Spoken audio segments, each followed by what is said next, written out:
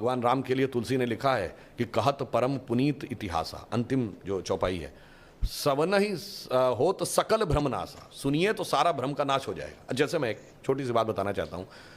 कभी आपने ये बात, यद्यपि मैं पहले भी बोल चुका हूँ, आप बताइए भगवान राम 4 ही भाई क्यों थे? 3 या 5 क्यों नहीं? और अगर 4 भाई थे तो लक्ष्मण ही क्यों राम के साथ जाएंगे वन में, और भरत ही खड़ाऊ रख के शासन क्यों करेंगे, और शत्रुघ्न ही अयोध्या में क्यों रहेंगे? क्योंकि 4 भाई 4 पुरुषार्थ के प्रतीक हैं, धर्म अर्थ काम मोक्ष। भगवान राम धर्म है, शत्रुघ्न अर्थ हैं, लक्ष्मण काम है और भरत मोक्ष है। अब देखिए साहब, धर्म के साथ काम यानी कामना यानी इच्छा सदैव संयुक्त रहनी चाहिए, इसलिए लक्ष्मण सदैव साथ में रहेंगे।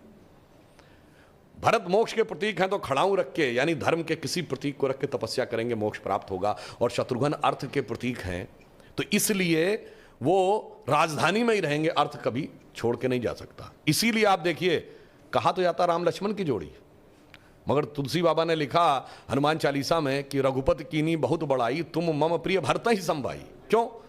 देखिए, कामना को तो धर्म सबसे प्रिय होना चाहिए, लक्ष्मण को राम प्रिय होने चाहिए, धर्म को मोक्ष। और फिर मैं एक और बात बताऊं, जो लोग कहते हैं ना राजा दशरथ के 3 रानियां क्यों थी, क्यों? इसमें 2 ही जुड़वा भाई हैं। कौन? लक्ष्मण और शत्रुघ्न। एक कामना एक अर्थ यानी इच्छा और पूर्ति, तो जुड़वा भाई हैं।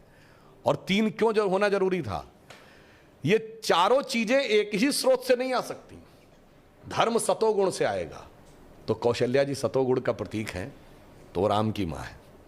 अर्थ और काम रजोगुण से आएगा तो सुमित्रा जी रजोगुण का प्रतीक है, तो उनसे काम और अर्थ उत्पन्न होगा। और केकई तमोगुण की प्रतीक है, मोक्ष प्राप्त करने के लिए तमोगुण के पार जाना पड़ेगा।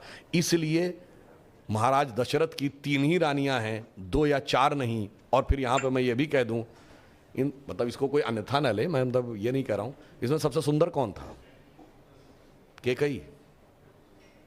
तमोगुण सबसे आकर्षक होता है और अक्सर उसी के पीछे बहुत सारी अनिष्ट की संभावनाएं भी छुपी रहती हैं। तो मैं कह रहा हूं, अगर थोड़ा सा गौर से पढ़ोगे तो एक एक चीज में इतना गहरा अर्थ निकलेगा कि फिर अगर एनी बेसेंट ने कहा था कि for 40 years I have studied a religion by the name of Hinduism, the more you study, the more you love it, the more you get involved, more you respect it, तब जाके धीरे धीरे समझ में। बहुत बढ़िया।